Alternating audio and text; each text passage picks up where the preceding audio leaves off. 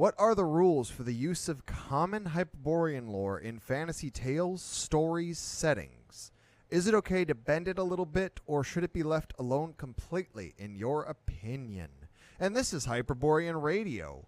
I, of course, am the lore keeper, and with me, as always, is the Celtic God. Hi. Let's start off with our plugs, as we always do. Yep. That was actually a question from one of our patrons on Patreon. So just in case you're curious, yes, we have a Patreon. Yes, and you can back us there for as little as $1 a month. And then you can also back us on Buy Us a Coffee and Buy Us a Book. Mm-hmm. And you can also get our T-shirts from Teesprings. T-shirts, stickers, cups. Hoodies. We sell some posters from Aethel Wolf. Just a lot of cool shit. Yeah, and actually, basically, if you want to support some people trying to actually do something, make some changes in the world, well, we're your people. Yes, and you can also support us by sharing us around. We are a niche within a niche. We are the dirty secret of the pagan sphere, the people that plenty of people listen to, but not everybody wants to admit it. So a lot of people tune in, and they don't make it past that very first intro before we even get through our plugs. Now, is it attention span, or is it just how brutal we are? You decide. Yes. All right. So, that was a question from one of our patrons on Patreon. And it seems on the surface like it's a really simple question, but it's a hugely massive question. And we decided that we're going to keep this within the focus of the fantasy genre.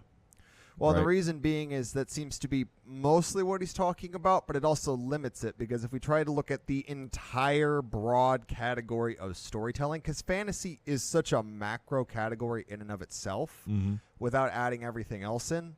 Well, and really, before we really get going into it, it's like a real-life conversation you was there for one of them that I've had with normies, I guess, about ethnic faith is, well, are the fairies and the gnomes, as I like to call them, all these creatures, are they real?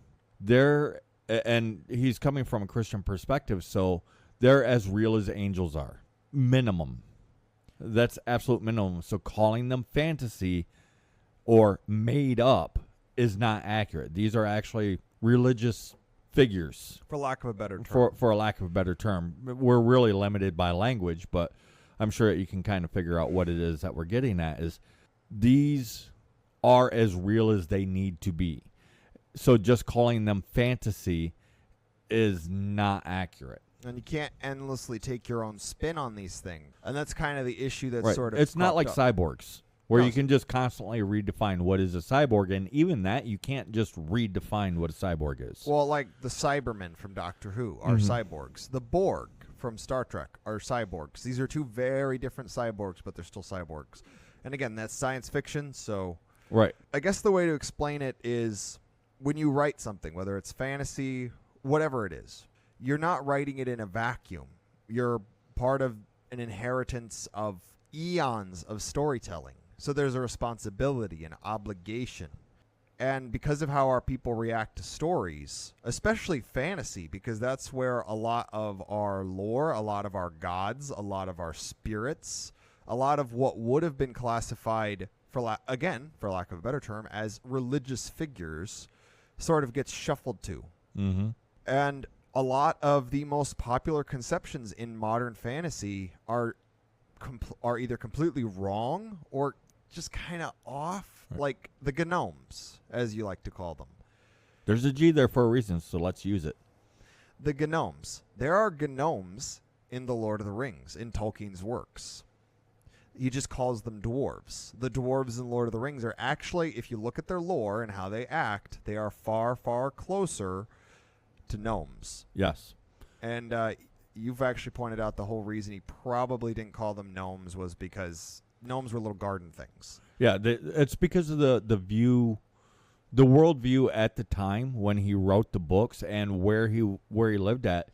One, they were fanciful creatures, but two, everybody thought of the garden gnome. So he would have had to redefine in their mind what a gnome was versus taking another mythological creature, another folkloric creature, the dwarf, and just defining that for them.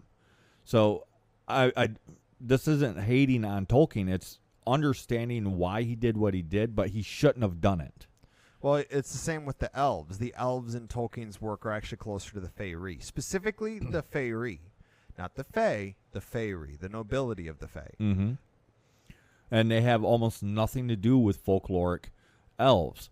But due to this, and due to the way that our people learn, we have learned this is what elves are, and this is what dwarves are. Neither of these things are what they are presented as. However, had he called them gnomes, or called the elves fairy, then people would have a much more accurate perception of what these creatures actually are. And it's because our people learn from stories. So if you're going to write a story, make a movie, a video game, whatever, it's still all storytelling, the sacred act of storytelling. There's a responsibility, especially as a heathen, to present these things correctly. Well, we've said it before, we'll say it again. When you're a heathen, there are higher standards than when you're just someone who likes this stuff. And I understand why Tolkien had to do it, because if you look at where he was, the British Isles, there's not that much on dwarves, there's not that much on elves, but gnomes are pretty much something no one takes seriously, and the Fae are, by the time he's writing it down, they're little Tinkerbells. Yes. So... And he knew better because he did a lot of research, and he did it old school. He didn't have the advantages that we have now. He didn't have the internet. There's been a lot of research and books written on where people's gone around the countryside since then, rediscovering oral folklore, and it's been written down. So he had, up to that point, the oral folklore from the region that he's in, like talking to the Greybeards, and then whatever happened to be in the library. And he did some traveling, doing research specifically on the folkloric creatures and on folklore, period. Well, and he has elements of Finnish, he has elements of Scandinavian, Germanic, Slavic, Greek, Roman, Celtic. He kind of took from everything that he could. Well, and the halfling is specifically the English people. Oh, yeah. From the countryside. The rural English people. It's basically just a caricature of the English people. Well, no, they're short and they have curly hair and they have hairy feet. Plenty of people have hairy feet. Right. Well, and why do I say that the hobbits are the rural country folk of England? Because he said so. He himself described them that way. And then he gave them a look and a feel that would fit within the world that he was building. Basically, what he did was he took the idea of the English people and then he made it into a person, which is partly why you can't do what they do with Rings of Power. Right. Or a lot of these other That's what happens when you put your own spin on it. Which is something that we're still reeling from with Tolkien. Mm-hmm. Because I'm not going to sit here and insult Tolkien. Tolkien did a lot of really good work. But Tolkien also kind of started basically all of the modern fantasy genre. And it's not that there weren't issues in how a lot of the beings were represented. It's a double-edged sword. It is. So Dungeons and Dragons, pretty much every fantasy series that's been written since Tolkien has been influenced so much by Tolkien that their perception of, say, dwarves, when they present dwarves, they're presenting gnomes. Yes, and they don't even realize it.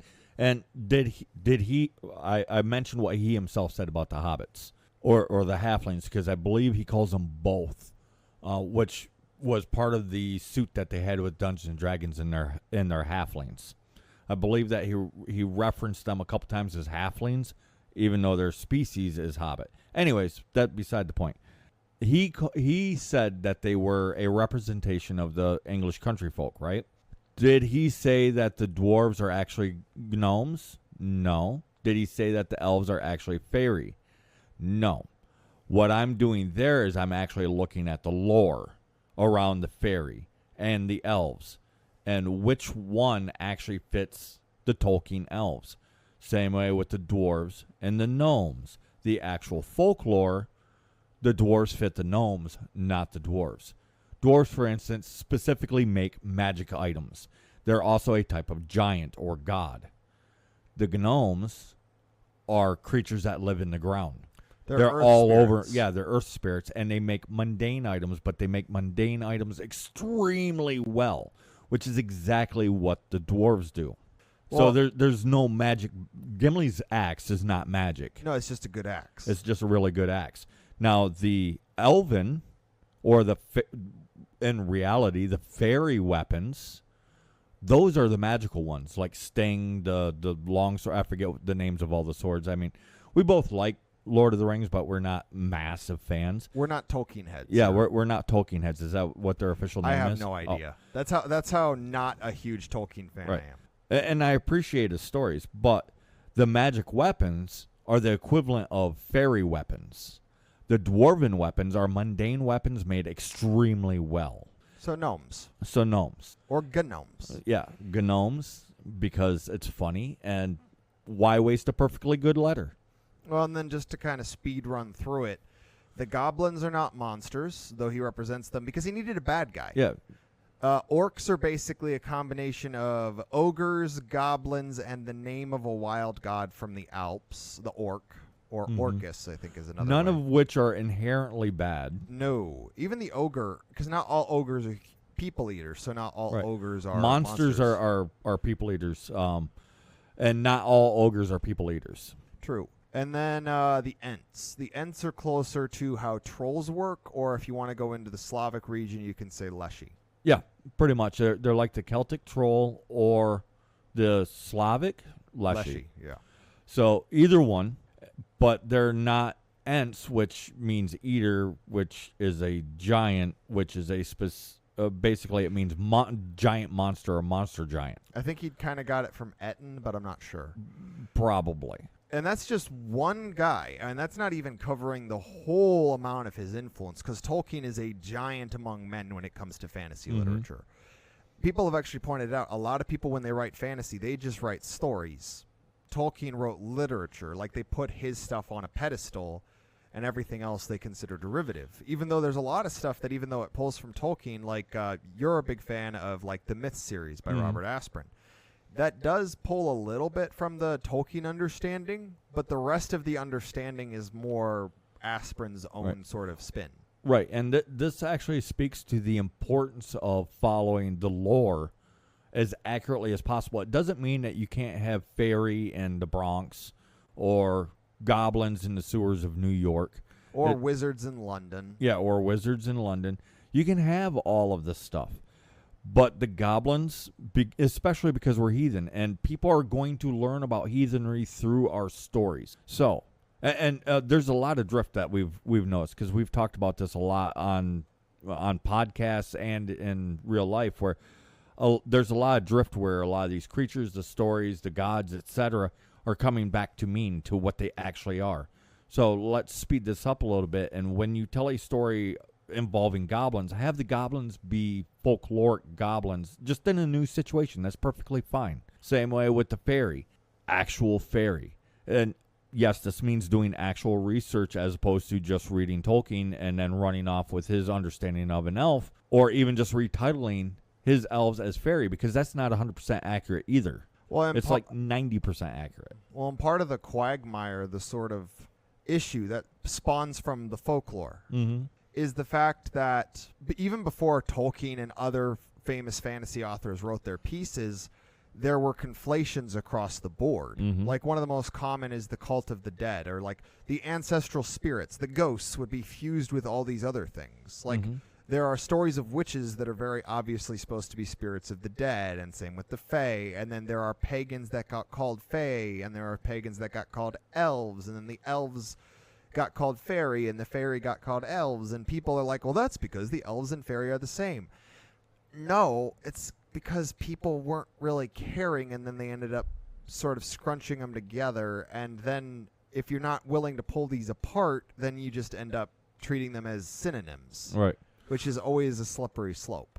Well, and that's like the modern conception of the werewolf. The closest one that we found is actually in a video game. Resident Evil Village. And it's caused by a parasite and all these things, but the imagery. Yeah, the imagery where specifically it doesn't shape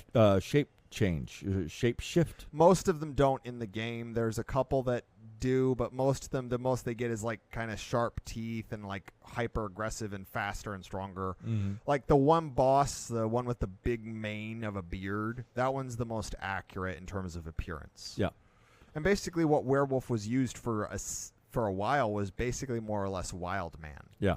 So, and these big multi-million-dollar, billion-dollar video game industries, that are dumping potentially hundreds of millions of dollars into a video game. They have entire research teams, and that's why some of these things are getting really close. And it really makes me angry because then it shows that the stuff that they get really wrong, they're getting it wrong on purpose. Well, like the God of War, specifically the Norse, because I don't know enough about how they did the Greek. I saw many egregious errors with the Greek ones.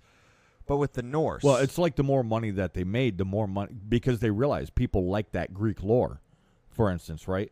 So they start dumping more money into the research so that they could be more accurate because they realize people would like it more. But then when they get the stuff wrong, they're getting it wrong on purpose. Precisely. Because, like, the new God of War game that's coming out, that is possibly the most accurate physical depiction of Thor that I have ever seen in any pop culture medium. Well, and a reasonable, what is that, figuring, a logical guess on what Magni Modus, Modi. What would be like. They got Balder, incredibly accurate based off from all the descriptions, and yeah.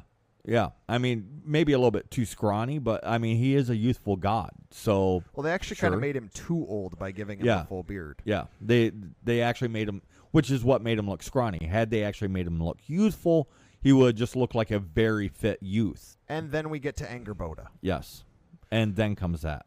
I would rather focus on the wonderful job that they did on the World Serpent.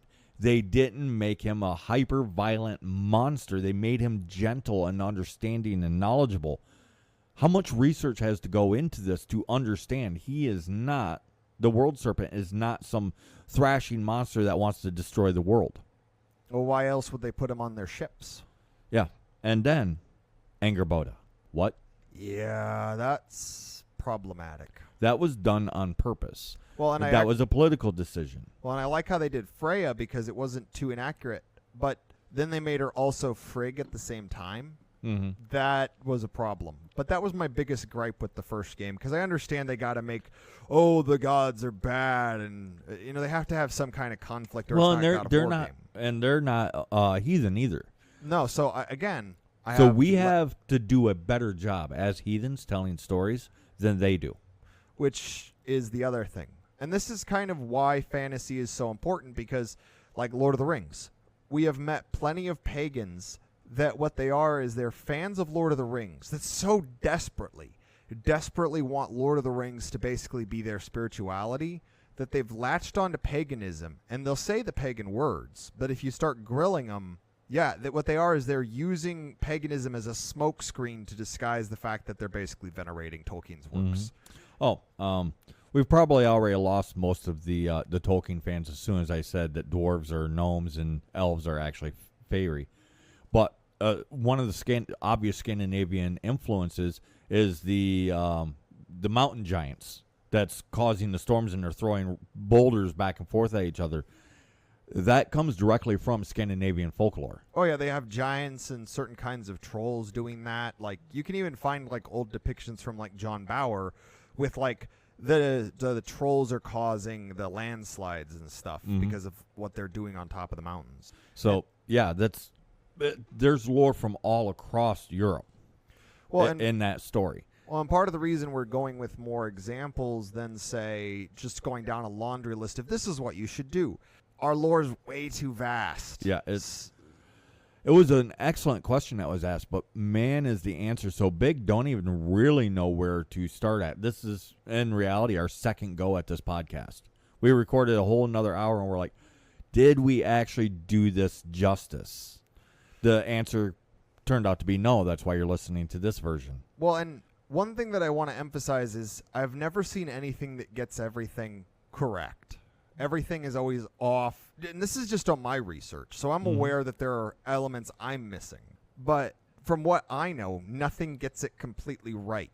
Mm-hmm. So, like, for instance, Harry Potter. The way I would describe Harry Potter is they took, like, the Christian lore of what they viewed the heathens as. So the witches, the werewolves, the spells and whatnot. And then they just de-demonized it. And they presented it. And just like Lord of the Rings, there are people that make Harry Potter their spirituality, which shows that there is this call to There's an inherent power in storytelling. specifically within this genre. There's power in all forms of storytelling, but fantasy, because it uses our religious figures, because it uses our spirits, our gods, our heroes as inspiration, is much closer, and it's much easier to have that level of influence, and it can completely contort our own view of our spirits and gods. Which will then, by proxy, contort our own view of ourselves. So, like, if you need a monster for a story, a troll is perfectly valid. You could use a troll, but understand not all trolls are monsters. It seems the actual thing that makes a monster is eating humans. And not all trolls eat humans. Yeah, and not all trolls eat humans. Quite a few of them, according to lore, actually help people. Same way with even some ogres and giants and so on and so forth. Are there monstrous ones? Yes, there are some that eat people. There are also some that are simply in opposition of humans. That does not make them monsters. Well, I think people, when they get so obsessed with symbolism and whatnot, they forget that these spirits, these gods, they're autonomous. They have their own ability They to are make alive. decisions. Precisely. So, like, the fairy. There might be some fairy that don't like people. They're going to be more aggressive, more deadly. Well, one, it's occult heavy, but Hellboy, they call him. He's based on Lou. They call him Nuada. In the second film, yeah, Prince Nuada. He is not actually a bad guy. He is just in opposition. He is fighting for what he believes is right for his people. He is trying to save his people. How is that a bad guy? Oh yeah, for the fairy folk, which is basically what he's the prince of in that world. I mean, he's an elf, but the fairy Yeah, they got a folk is lot like of stuff category. wrong. That's basically Lou, and what he is he's a hero who made a lot of sacrifice plays, but he's a hero not to people. And that's what I think a lot of people forget is, like, the elves and the fairy and the trolls, while they're not necessarily antagonistic towards us, they're not inherently for us either. Yes, they're for themselves, and they might be specifically attached to us or care about us the most, and most of our spirits are specifically bonded to us. Right. But that doesn't make them necessarily allies, and Right. that doesn't necessarily make them antagonists either. And one thing somebody could do with a story is they are bonded to us, and therefore they stand in opposition of what we've become, trying to help us return to who we were. But so many people, I mean, think about it right now. In reality, a lot of people are trying to get in the way of that. They don't want us returning to who we truly are. Now, imagine Faye fighting for our people because they love us, but they see how corrupted and twisted so many of us has become. What might they do? Precisely, because there's actually several gods. They're fairly kind to those that are more heathen-minded, but the more Christian-minded they are, the more civilized they are, the more aggressive they are. There's the Old Man of the Mountain, commonly called Rubizal, but that's an insult name, Krampus, and Perchta. All of them can be very kind to those that are more heathen-minded, more... Well, and you can even us. see it in some of the, like the Krampus runs I pointed out. And I'm taking what the people that do the Krampus runs, the ones that get in the costumes, the way that they describe it. And they describe it the same way as the people for the Persian runs. They put on the costume. At first, they are, I don't know, John in the costume. But then they get going, and they stop being John, and they become the Krampus. They become the Persian. And watching a lot of videos involving, especially the Krampus, because it's just cool and fun, especially with the whipping of the people. I don't know if they do that with the Persian runs. Oh, they do? Okay. Yeah, it's just not necessarily always the same way. Okay. But anyways, I watched a bunch of the Krampus runs. Probably about 10, 15 years worth of them, somewhere around 50 to 75 videos. And I noticed once they get going, they can't help themselves. They're very kind to the children. They'll play the scary monster, but they're always gentle. The more rough and gruff and just more in nature with themselves the person are, the slaps go from being hard whips to just being playful little taps and some obvious joking, and they'll like jump around like they're laughing and just having fun and aren't you a good person, but then they come across this hyper civilized, very groomed people, and they'll jump up in the air and like they're hitting them as hard as they can with those whips. And even that pales in comparison to not us that end up going to those. Yeah, and that's not even counting what they do to the not us that go to those festivals where it turns into outright attacks. Oh yeah, like the quote unquote refugees that ended up in Europe. The that got Krampus just pushed down the streets on their faces on occasion. Oh yeah, they were. Yeah, and they split like rats. Yes, and then you see them where.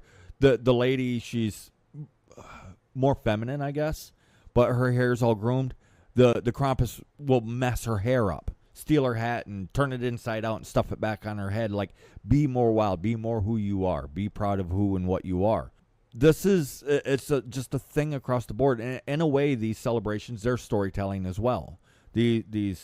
Well, the processions are a form of storytelling. It's like we've talked about what we want to do for Halloween if we could. We'd get like a whole Halloween procession like used to be done. Mm-hmm. And we would just go door to door like old school Halloween mumming, basically. Yeah. And that is a form of storytelling because then anyone that sees that is like, oh my gosh, look at all the cool creatures and monsters, and that inspires its own form of storytelling. There are many forms of storytelling. They're not all just telling the story. Right. And that's like music, there's play, there's comic books, and most forms of storytelling are just continuations of older versions. Mm-hmm. So, like, comic books are really old. It's just, they used to be something else. It's like old Greek pottery is just really old comic books. Pretty much, yeah. There's a responsibility and a sacredness about it. And as heathens, we need to, if we're not sure what a fairy actually is, don't write a story with a fairy. If you're not 100% sure what an elf is, don't just put your own spin on it. As a heathen, you're going to have to do a deep dive. Scrape the Christian influence off from the elves or the fairy or whatever the creatures are and dive into the folklore, because the folklore is there. Don't read what John Esquire says about the folklore. Read the folklore itself. If you can find people that actually know stories, listen to the stories and understand there is going to be a Christian it's going to be run through a Christian lens, and understand that what we do with our monsters is we kill them. That's why we don't have monsters. When they do crop up, we kill them. It's consistent in the folklore. Whenever a monster crops up, we kill it. Whether it be dragon, which just basically means monster, or an ogre, or a troll that is eating people. What is it that happens really consistently in the folklore? We kill it. So we don't have them. It's not that they don't pop up, because we also have human monsters in the folklore where people are eating people. And then what do we do with them? We kill them. Well, and it's not that in history we haven't used that as a means of propaganda. Because like the old Irish werewolves, they would claim that they would eat the babies. They didn't eat the babies. Yeah, what they did was they adopted them to replenish their numbers. Well, because the various villages and tribes and whatnot would hire the Irish werewolves to come help them, usually fighting off some other group. And then the Irish werewolves would demand children in return for their services. Not money, children. The church then said, oh, they must be eating the babies, because when they take the babies, we don't see them again. Well, no shit. If you see them again, they're probably grown up. Grown up and heathen as fuck. Yeah. It's nothing new for the lore to be twisted. Because like Wagner, we've gone over how Wagner twisted the lore a little bit. And people actually got mad because he represented the gods wrong. Like Wotan. People got mad. People of the time and the area got very angry. Because they actually understood who Wotan was, and like, that's not Wotan. I don't know what the frick you're doing. So people actually got angry. Same with the fairy lore with like Midsummer's Night's Dream and some of Shakespeare's works. And this is part of why we're so susceptible to the incorrect storytelling nowadays of the fantasy genre and its sort of related ideas, is we are not actually raised with our own lore anymore. So we're not inoculated. Right. We don't know, like, what is a fairy, because we're not raised with what a fairy is anymore. We're not raised with what an elf is anymore. We're not raised with what a troll is anymore. Like, well, it's like that one guy that we was talking to And he was all sorts of shocked and got really uncomfortable with the idea that we even have culture or history. Because we was talking about Halloween, remember? And all of a sudden start talking about culture and history, he just clams up like, what? There's culture and history? We're not allowed to have culture and history. And watch his brain just fucking short circuit. It's partly because people think we don't have anything. And what it is it's a lie repeated enough time becomes the truth. Mm-hmm. And it's the same thing that happens with fantasy. It's the same thing that happens with storytelling. And it's not always malevolent, which is part of why, like, I don't think Tolkien misrepresented things for malevolence. I don't think Shakespeare did it for malevolence. I don't think Wagner did it for malevolence. I don't think most people did it for malevolence. I think it was just genuine misunderstanding, and it's been going on for thousands of years. Well, a combination of genuine misunderstanding and or financial limitations. Or in some cases, they can't represent it accurately because the church would not like that. Right. Because that happened a lot, too. Yes. Well, I know with Wagner, for instance, it was financial limitations for sure. Were there other considerations? Probably. But for sure, there was financial limitations in what he could do with his opera. Because you have to hire actresses and actors and the practice time. The more heads that you have, the more practice time there is, so on and so forth. And then if you have... it becomes an issue. Well, and it's part of the limitations of media. And then you have different things of the time. For instance, Thor, the Marvel Thor, is probably the most notable example. You run into heathens that use the Marvel genealogy. You have people that treat Valhalla like heaven. Well, and really the Marvel Thor is more closely based off from Balder than off from Thor. Well, yeah, because that's actually something I've brought up is basically what the Marvel Thor is Balder in a Thor costume. Yes. And then we've actually run into people who think Heimdall is black because of Idris Elba playing Heimdall. Yes, and people that call themselves pagan. Yeah. And it's how susceptible we are to storytelling, which is why we've so stressed the need to be accurate. Because I've run into a lot of pagans. I correct something, and I can even come off a bit aggressive because I'm that defensive of the stories. And I'm so used to people that are unwilling to look at the lore, and they get so attached to a specific idea of something that I'm unwilling to sort of... But long story short, most people actually, once you inform them, they're like, oh, I didn't know that. Yeah. And they just genuinely didn't know. It's like, I don't think most people get, I don't know, Othin so off because they want to be that off. I think they're just going off of what they hear. Right. Well, they're learning the right way, the people that's doing the teaching. And that's the thing. When you tell the story, you are teaching. Whether that's your intention or not, it doesn't matter what your intention is. You tell a story. You write down a story. You are teaching our people. Whether you want to or not. You can stand there and stamp your foot and say, but it's just entertainment all you want. It doesn't matter. You can even tell people this is not lore accurate. It doesn't matter. Our people will learn from the stories regardless. It doesn't matter what your intentions are. It doesn't matter. We are going to absorb these stories and we're going to make them alive because that's what we do. Simple as that. That's why it is so important that you remain lore accurate. It doesn't mean that news stories can't be told. Like I said way earlier, you can have goblins in the sewers of New York. You can have fairies in the sewers of New York. It doesn't matter. Well, so long as the fairies are fairies, the goblins are goblins, the gnomes are gnomes, the dwarves are dwarves. Well, actually, some of my favorite genres are urban fantasy, and it's because it brings the gods and the spirits into the modern day. It doesn't leave them in the past, because people want to, like, leave the lore in the past like it's ancient. No, it's constant. It's living. It's why fantasy itself is so important, is because, for better or worse, this is the continuation of the traditions. We just started reclassifying it. It's like fairy tales. Fairy tales used to be called wonder tales because they were supposed to inspire wonder. And then eventually they became known as fairy tales, which eventually caused them to be taken less and less seriously because their purpose had been lost. And it's the same with fantasy. Fantasy, if you go back far enough, is just medieval romances and epics and sagas. So then what do you suppose you do? Because there's probably somebody out there saying, but I really like Tinkerbell. first Tinkerbell in the older stories is called a pixie. Is she pixie accurate?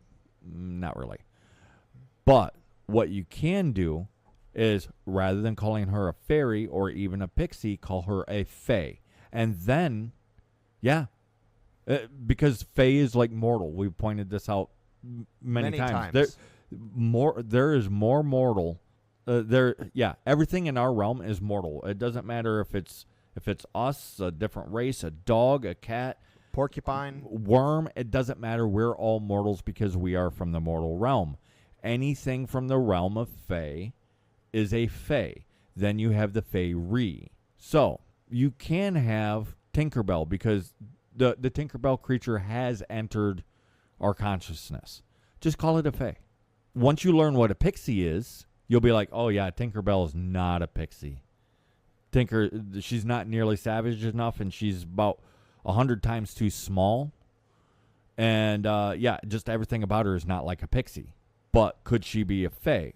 Yeah, like a fae type butterfly or light whatever the hell.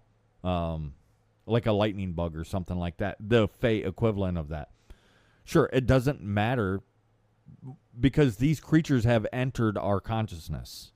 I think that's why people get so mad when we're like, fairy do not have wings.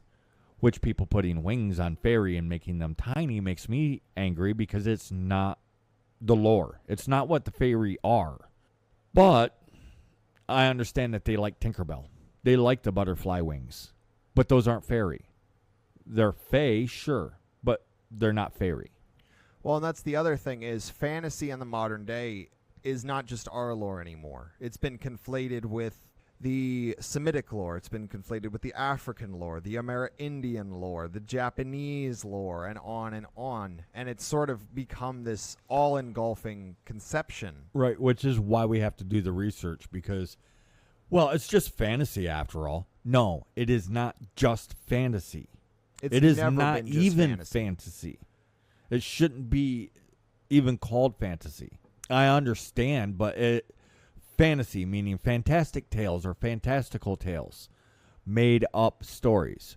Yeah, but also no, because they're using religious figures. They can't help themselves. They love our religious figures because our religious figures are freaking awesome. That's why even the Japanese use elves. They use fairy, goblins, so on. They get it way wrong. They bastardize the living shit out of it. Why? Because it's not them. No, and most of the time they end up going off of D&D. Yeah. One thing I would love to see not happen anymore because it is such a played out, crappy fucking use of the lore. The fairy or the elves or insert fantasy folkloric race of beings. They're oppressed by the evil, wicked humans. Just stop with that. It's been overdone and it wasn't good the first time. And it's because it starts using our spirits, our deities, as analogs to the other races. And that is a and they bludgeon our people with that. Well, it's like a lot of people will try to make the goblins the Semites or the orcs the blacks. Stop giving our spirits, our gods, our religious figures to another race just because you want to have some code to insult them like 5-year-olds making up a language. Right. Yeah, I mean, really just call them what they are. And really, they're just a different species. There's no reason to hate them. But we definitely shouldn't be calling them orcs. We definitely shouldn't be calling them goblins.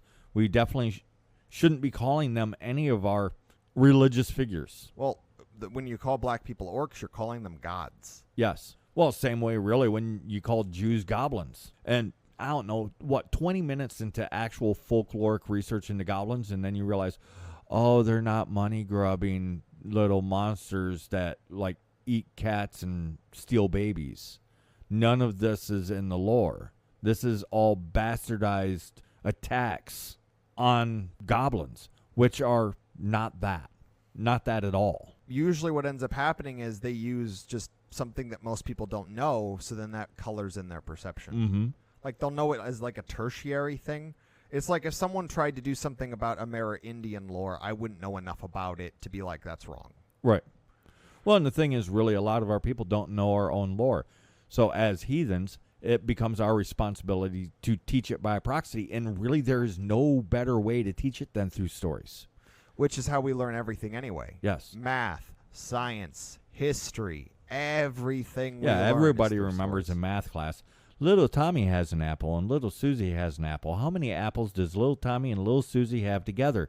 They're telling a story to teach us math. Well, and then you also have, like, how your family would tell you stories. You know, little songbirds up there hippity-hoppiting on different branches. That, too, is a child of the hunter. And just was, point at the bird. That's the whole story. But it emphasizes that's a killer. That is a hunter. It will eat and show kill it other respect. Things. Same with and respect. It doesn't mean don't kill it. It just means show it respect. Don't kill it simply to kill it. Which is an important lesson.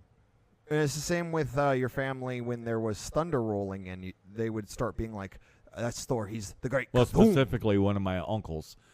Yeah, that one was like, it's Thor, not Thor. Thor? No, not Thor. It's Thor. Here, it's Thor, not Thor. That's what I was hearing. Yeah, he got so angry with me.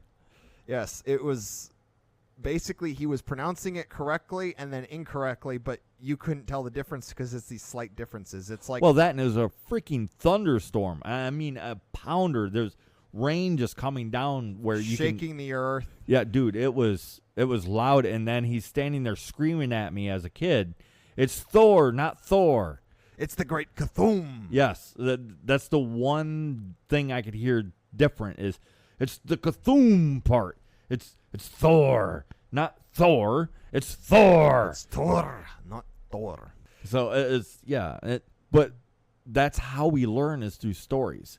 So I encourage our people to tell stories, to comic books and fantasy books. Like, it's fine to make up a story involving, I don't know, a little girl and a fairy that have tea every other Sunday, as long as the fairy is an actual fairy not a pixie, not a goblin, not an elf, not a troll. It's a fairy. If you're going to call it a fairy, make it a fairy. It's fine if it's a troll that shows up and has tea with the little girl every Sunday while her grandma and grandpa are off to church, and she doesn't like church because she's a little heathen, and the troll shows up and has tea with her every Sunday. But make it a freaking troll. And there's many options for trolls. Oh, dude, you can go crazy with trolls. There are so many different types of trolls. The most common way to get people to understand what a troll is I call them an elemental. And then they're like, what, really? So they could be made out of stone? Sure can. What about dirt? Yes, that too. Trees? Yes, that too. Mushrooms? Yep, even those. Well, and trolls are specifically in our realm physically. And there are spirits that are like that, and then there are spirits that come over in spirit form. And again, it's a really broad category. And I have tripped up myself more than once on a few occasions because I find something else. I'm like, oh, I was wrong here. And then I correct myself. Well, and we got several minutes left, but I got to make sure I put this in. When you're telling stories, the second most important thing is get it right. Because even if you tell a bad story, get it right. The second most important thing, the thing that will make people actually learn from it, is have fun with it. Oh, yeah, actually enjoy it. That's one of the differences, because I've gotten people to just grin from ear to ear because I'm having fun talking about the gods. Yeah, I've told people horrifying stories. I've told them heartbreaking stories, all of them heathen stories, but horrifying and heartbreaking and joyous and just blatantly funny and nonsensical, and get them to light up and react to the story, and I can watch them absorb the story, and they're like, wow, that is just so powerful. And it doesn't matter which emotion. So you can write a horror story, just do it right. You can write a happy fun time story, just do it right. You can write satire.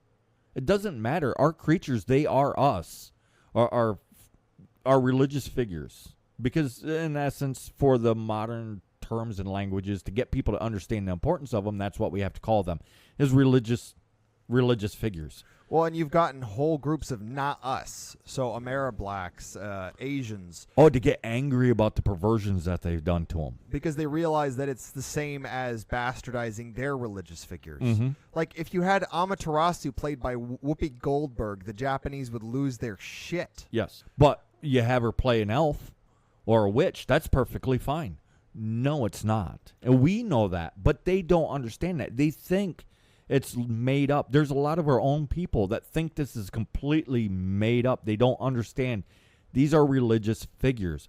We need to explain to them, these are religious figures. It doesn't matter if they're literally real or not. Is an angel literally real?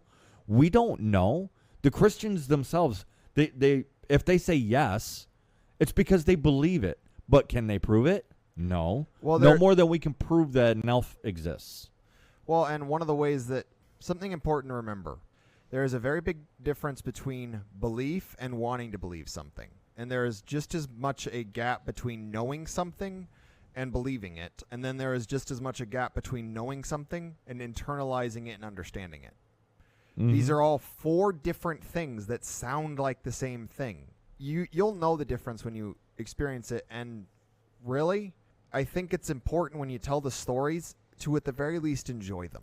You don't have to believe that Red Riding Hood actually happened to enjoy Red Riding Hood. Correct.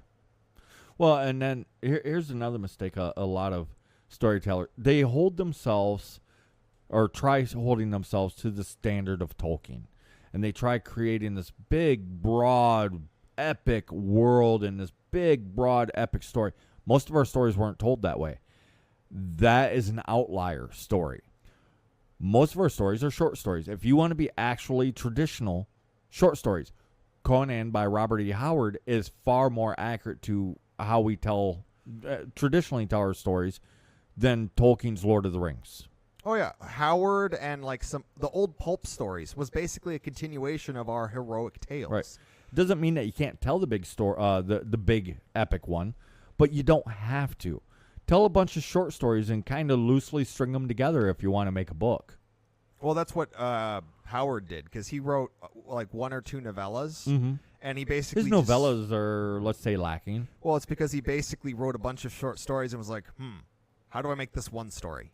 Yeah. Overarching plot inserted on top. Right, and where he made the mistake was he didn't have fun with the novellas. No, he did so it out of became obligation. obvious. Yeah, he did it out of obligation, and because somebody told him that he couldn't with the one, and the other one was an obligation. But you can tell that he didn't try very hard, and you could tell that he just glued it together. He phoned it in. Yeah, he phoned it in. But there's other, like the Myth series by Robert Asprin. That's actually a bunch of short stories strung together very well. Because you can take one chapter and then, a paragraph of the next chapter, and it's a complete short story, all in on its own. Well, and especially because of how he sets up the stories that he does write, the ending is almost inconsequential. Yeah. Like, it's so lackluster. You don't read the Myth series for the ending.